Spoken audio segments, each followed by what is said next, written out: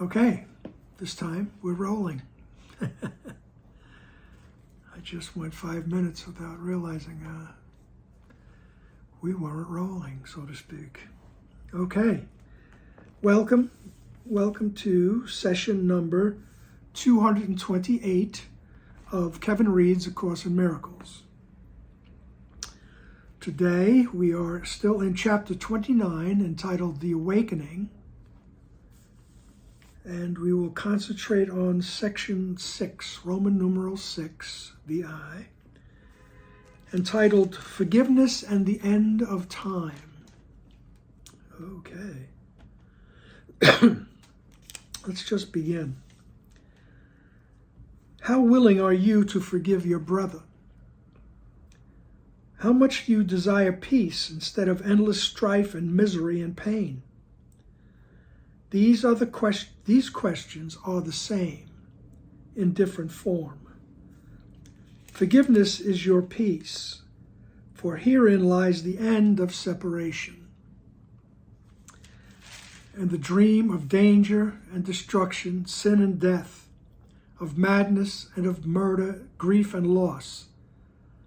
This is the sacrifice salvation asks, and gladly offers you peace instead of this. Alrighty then. So, Jesus says, how willing are you to forgive your brother? And then how much do you desire peace instead of endless strife? He says, the questions are the same in different form. All right? How are they the same? He says, forgiveness is your peace, for herein lies the end of separation.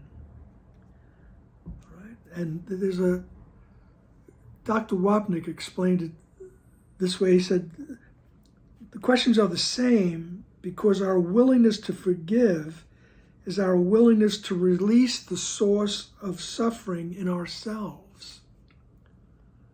Right? The source of suffering in ourselves is the guilt over the separation.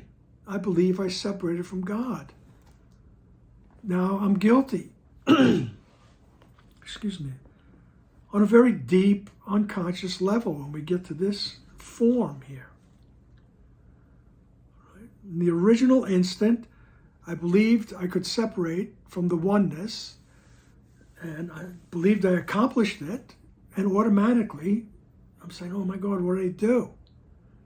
I turned my back on everything. Therefore, I felt like I had nothing. I was nothing. Right? I was less than. And then I started to project. What did I do? What did I do? And then next thing I know, it's God's the angry one. God's the one. All right? He wouldn't listen to me. He wouldn't help me out here. He wouldn't let me be an individual.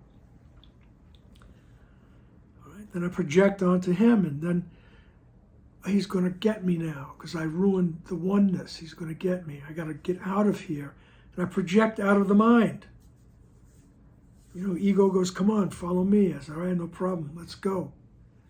And I project out into the mind, and here we are in form. And the ego keeps telling me the way to get rid of the guilt is to project. Throw it on to everybody else, anybody. All right, even if you have to project it onto your body, you know, as like a last resort. All right? And everybody else is guilty. And that's what we do. And that creates this world of the dream of danger and destruction, sin and death, madness and murder. Grief and loss, all those things, all the resentments and the anger and the fears, and oh my God. And he says, the salvation, which is the release from the belief in separation, salvation offers you peace if you are willing to sacrifice all this grief and loss. All right? This is, it's the end of the madness. Right? To be willing to see correctly. That process of forgiveness. Course in Miracles text is all about forgiveness. Is to realize you're projecting guilt. Right? You take responsibility for the belief, I believe I separated from God. Now don't make yourself guilty about it. Just realize that you're projecting the guilt. And you say, I don't want to do that anymore. How do I stop? And you go to your right mind. You go to the mind where the memory of everything is. The memory of the love that surrounds you. And you just, it's almost like you announce it. I'm willing to see this situation, this person. I'm willing to see it correctly through the eyes of correction, not through the eyes of separation. Right? And he says, this is the release from the belief in separation. And that release offers you peace. All right. And then in paragraph 2, he starts off by saying, swear not to die, you holy Son of God. You make a bargain that you cannot keep. The Son of Life cannot be killed. He is immortal as his Father. What he is cannot be changed. He is the only thing in all the universe that must be one. What seems eternal, all will have an end. The stars will disappear, and night and day will be no more. All things that come and go, the tides, the seasons, the lives of men, all things that change with time and bloom and fade will not return. When time has set an end is not where the eternal is. God's Son can never change by what men made of him. He will be as he was and as he is, for time appointed not his destiny, nor set the hour of his birth and death. Forgiveness will not change him. Yet time waits upon forgiveness, that the things of time may disappear, because they have no use. Just a wonderful soliloquy. Right? When he says, swear not to die, in other words, don't swear allegiance to the thought of separation, to the ego. In that instant, we thought we did it. It's like we swore allegiance to the ego, to death, right? The thought system of death. So he says, swear not to die. Don't believe in the ego. Divorce yourself from the ego.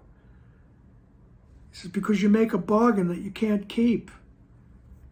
Right? And that bargain is that you're going to keep, the ego is going to help you prove that you exist, but it's not your fault. He says, you make a bargain that you can't keep. All right? He says, the Son of God cannot be killed. In other words, you can't separate. You cannot separate from the mind that thought of you. To put it into words like that. You are as immortal as your Creator. You are as immortal as your Father. And what you are cannot be changed. Your true self cannot be changed. Right? You are the only thing in the universe that must be one. You're just part of the oneness. And then he goes on a list. He goes, what seems eternal, it's all going to have an end. You know, even when you think, oh, the firmament, right? The mountains, the tides, everything. He said it will bloom, everything will bloom and fade and will not return. Right? He says, where time has set an end, right? So, you know, they say time and tide waits for no man. In other words, things come and go. They die. So he says, where time is set an end is not where the eternal is. So in this world of form is not where the eternal is. Okay? And he says, you, God's Son, can never be changed, right, by what men make of you. What anybody tells you you are, or what you think of yourself, you can't change who you truly are. You are that wonderful, spacious thought within the abstract oneness. And you will be as you were and as you are. For time appointed not your destiny, nor the hour of your birth and death. Time doesn't,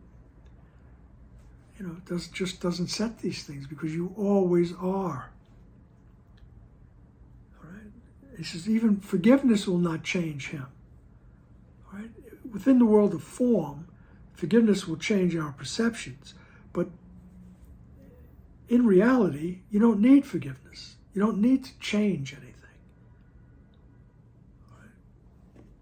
We only need forgiveness in the dream here. Yet time awaits upon forgiveness, that the things of time may disappear, because they have no use. All right? And as we see things correctly, as we have our perceptions corrected, right, we have a better discernment of the meaningful and meaningless. And time waits upon forgiveness, right? Because time will dissolve with forgiveness when we see correctly.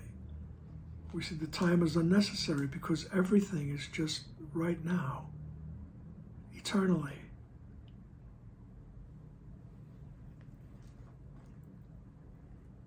Okay.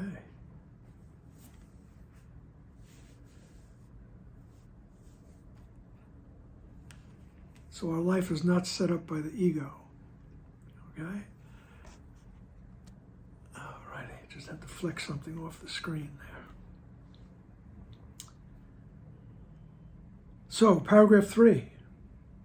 Nothing survives its purpose. If it be conceived to die, then die it must, unless it does not take this purpose as its own. Change is the only thing that can be made a blessing here, where purpose is not fixed, however changeless it appears to be. Think not that you can set a goal unlike God's purpose for you, and establish it as changeless and eternal. You can give yourself a purpose that you did not have, but you cannot remove the power to change your mind and see another purpose there. Right. So once the purpose is fulfilled, the tool is not necessary, it's disposed of. Nothing survives its purpose. Right. I don't know, for some reason what comes up in my mind is that tube of toothpaste. Once it's done, you throw it out.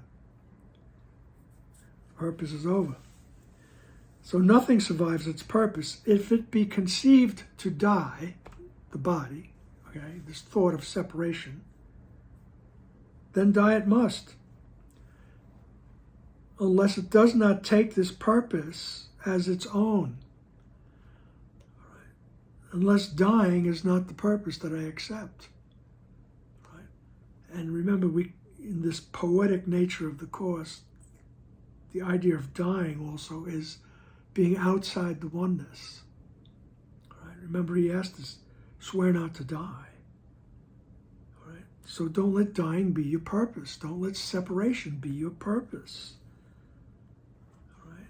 Otherwise, die you must, unless, giving up that idea of separation is your purpose. Right? And change is the only thing that can be made a blessing here. Right? The change is the change in perspective. Right? The miracle that we have a mind and we can change it. Right? We can ask for our perspective to be changed by our inner guide. Right? So change is the only thing that can be made a blessing here. Where purpose is not fixed, however changeless it appears to be. So we think that things are changeless here, right? But they're not. Once we change our perspective, we see differently. Think not that you can set a goal unlike God's purpose for you. All right, so God's purpose for me, for you, is that we create like He does. In other words, we extend everything everywhere. You can't put into words just the magnitude of what that is. You extending, just as your Creator did, right, into that vast ocean of spacious love. That's your purpose. All right? So think not that you could set a different goal, which is to prove that you're separated from that. All right? So think not you can set a goal unlike God's purpose for you and establish it as changeless and eternal. Right? It says you can give yourself a purpose that you do not have. Right? You can make believe, as we do. Right? But you cannot remove the power to change your mind and see another purpose there. You cannot remove the power to change your mind and see another purpose. All right? So you can think that your purpose is to prove you're an individual, all right? To prove that you're not part of the oneness.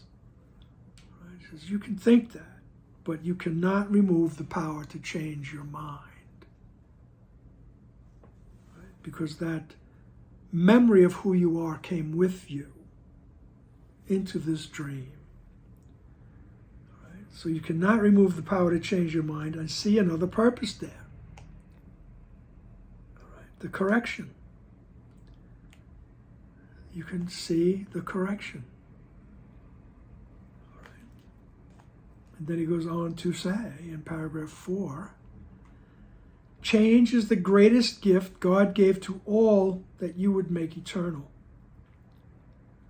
to ensure that only heaven would not pass away. You were not born to die.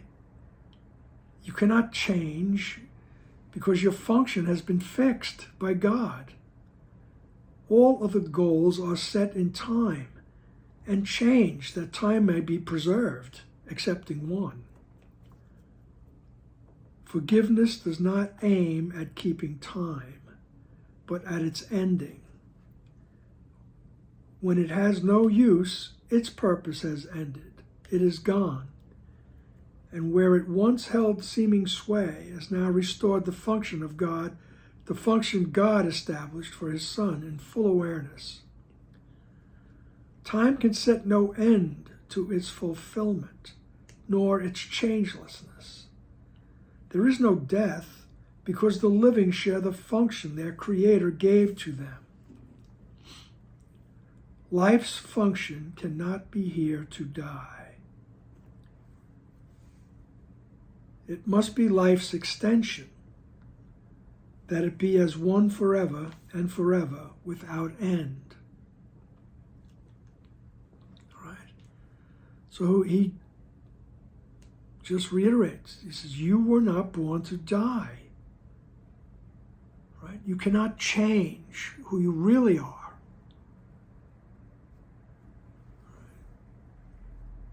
You were not born to die. You cannot change because your function has been fixed by God. All right? And he says, change is the greatest gift God gave to all, that you would make eternal, to ensure that only heaven would not pass away. So everything I made eternal, all those things we were talking about, the sky, the tides, everything. He says, you made those things eternal. He says, but they'll pass away. Right? The only thing that won't pass away is reality. It's heaven. Right? Whatever word you want to use for it, it's the truth. Right? That will not pass away.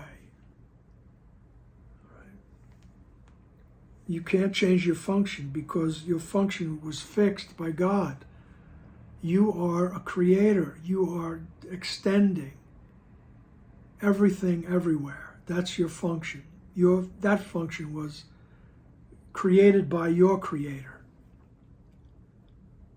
Right? And that you can't change. Right? He says all other goals are set in time. And everything else changes so that time might be preserved. Right? So all of the goals are set in time and change, that time may be preserved, excepting one. There's only one thing within the dream that's not there to help preserve time, and that's forgiveness. Forgiveness does not aim at keeping time, but at its ending. So when I continually practice, help me to see correctly, there comes that time when everything starts to reflect the oneness. And I'm aware of the oneness. At that point, there's no use for anything else except the oneness. Right? There's no more use for time, and it's okay. There's no fear of letting it go. Right? And that's what our slow and steady practice does for us. It diminishes the fear of letting it all disappear.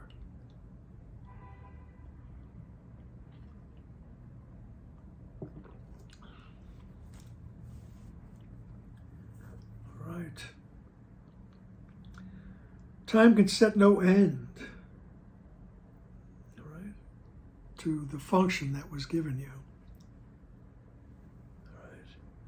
He says, there is no death because the living share the function their Creator gave to them. All right. Death is part of the big illusion. All right. You're still part of the oneness. Life's function cannot be to die. Must be life's extension. Life's function is to extend life forever. Paragraph 5. This world will bind your feet and tie your hands and kill your body only if you think that it was made to crucify God's Son. For even though it was a dream of death, you need not let it stand for this for you. Let this be changed, and nothing in the world but must be changed as well. For nothing here but is defined as what you see it for. All right. Nothing here, everything here is defined by what you see it for. Don't let those buts. Jesus always throws those buts in there. For nothing here but is defined as what you see it for. So everything is defined by why I think it's here. Right? What I see it for. What is it for? Is it to prove separation? Or is it to reestablish the oneness? That's what he means by let this be changed. All right? He says, otherwise, I mean, if the purpose of this world is to prove that I am separated from oneness, right? I am just this guilty scoundrel, right? Who took off with some of God's powers and ran, all right? He says, if I look at the world that way, if I believe I'm separated from the oneness, he says, this world will bind your feet, tie your hands, and kill your body. All right? This is not an easy place to be, folks, and you know that. Right? Well, if you don't, you'll wake up to it one of these days. This is not easy. Right? And it will kill your body only if you think that it was made to crucify God's Son. If we wind up here as the innocent victim, you know, yes, I am separate, but it wasn't my fault. I am innocent. It's their fault. It's their fault. Right? For even though it was a dream of death, right, so this whole world, this belief in form, this belief, it came about through the belief in separation. Because even though it was a dream of death, right, so I dreamed that I was outside the oneness, and I destroyed the oneness. Now I have to get out of here. Now I have to miscreate a world. Right? He says, even though it was a dream of death, you need not let it stand for this for you. It doesn't have to be that way. Right? Let this be changed. You're not the victim of the world you see. Right? Others are not influencing your mood and your feelings and your health. And, all right?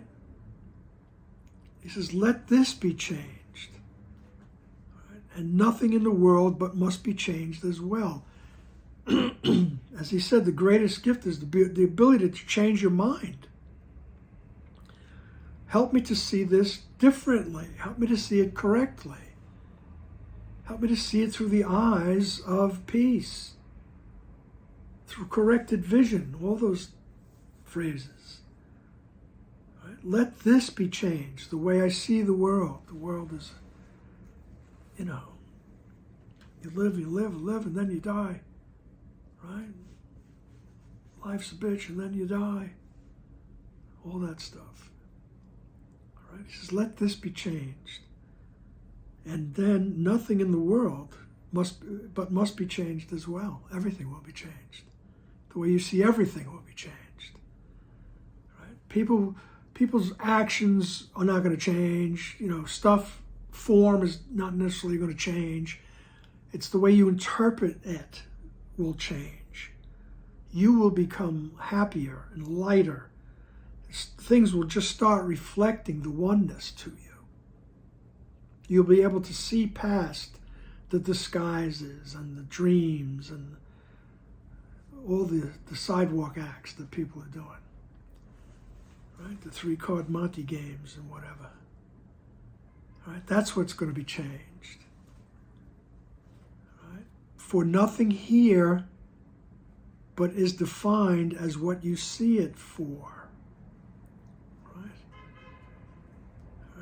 So it all depends on what filter am I looking through. Do I see the world as a prison, or do I see the world as a classroom? Do I see the world as a prison, right, where everything's being done to me and I'm really not guilty, but I'm here. I was sentenced to this, right? I was framed.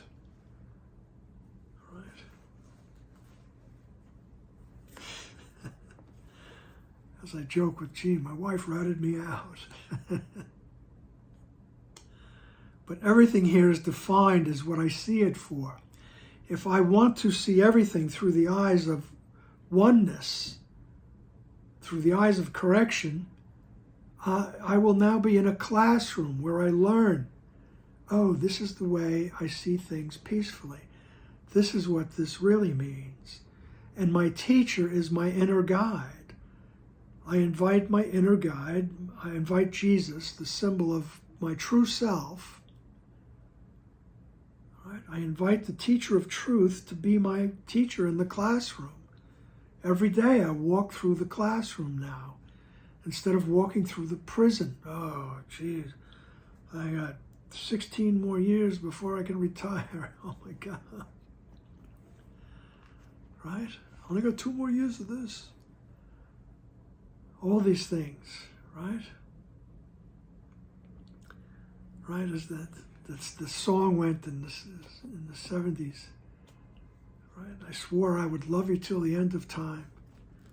And now I'm praying for the end of time to hurry up down the line. Because if I have to spend another minute with you, I don't think that I could really survive. So it all depends on how we see things. All right? It all depends on how we see things. Right? And that's the beautiful summation of the special relationship. How the relationship begins is very special. I'll love you till the end of time. Right? Now I'm praying for the end of time. But if I ask my true self, if I go to the holy instant and say, help me to see this correctly, right, then my interpretation of the relationships in my life change. My life becomes a classroom now in which I learn. I learn about peace. I learn about happiness. I learn about the reflection of oneness.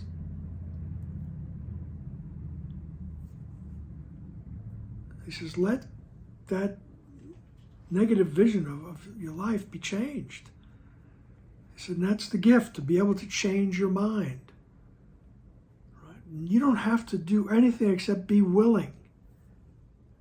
Well, just notice that you're projecting guilt and then come back and say, all right, I'm willing to have this corrected because I really think I'm correct. This person is guilty.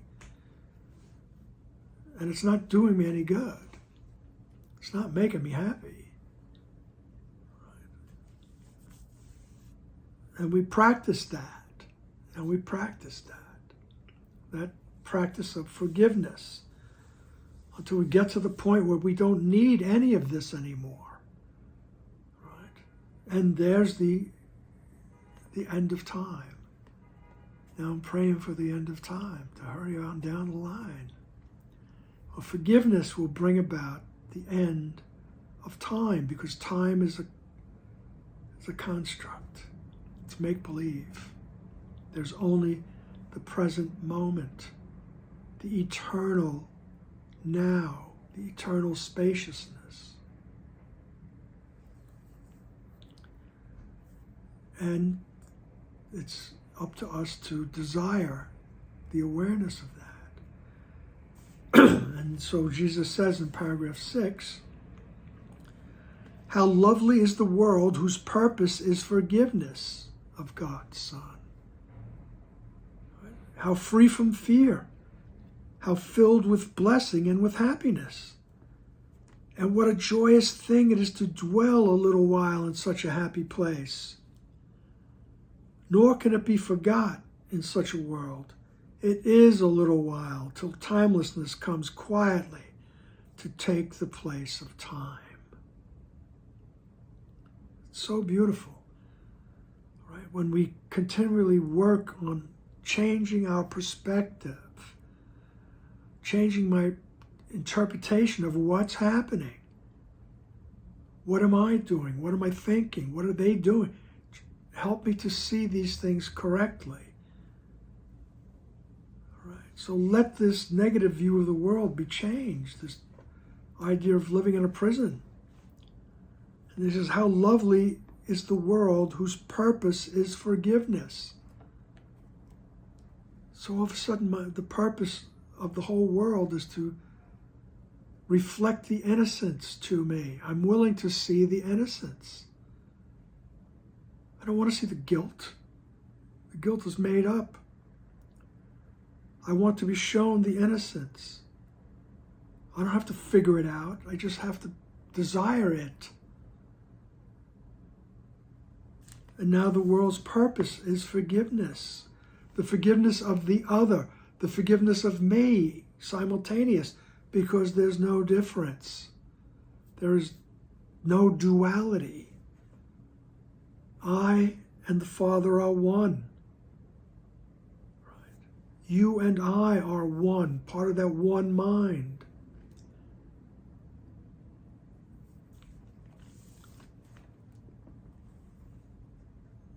How free from fear, how filled with blessing and with happiness.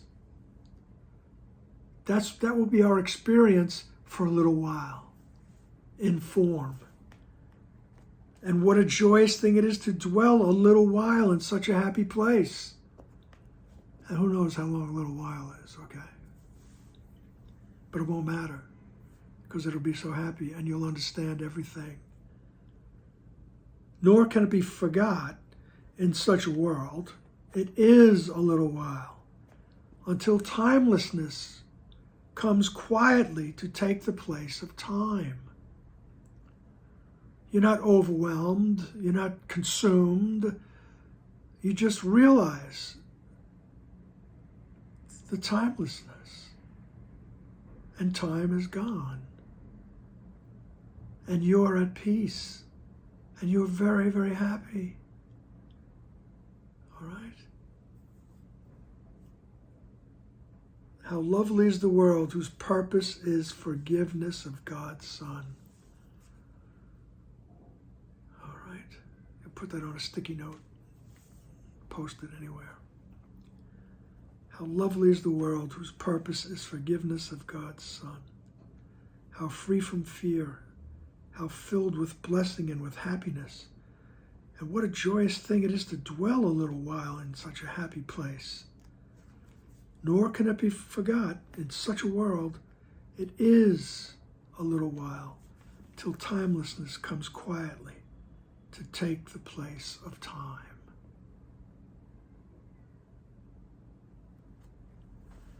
Hasta luego.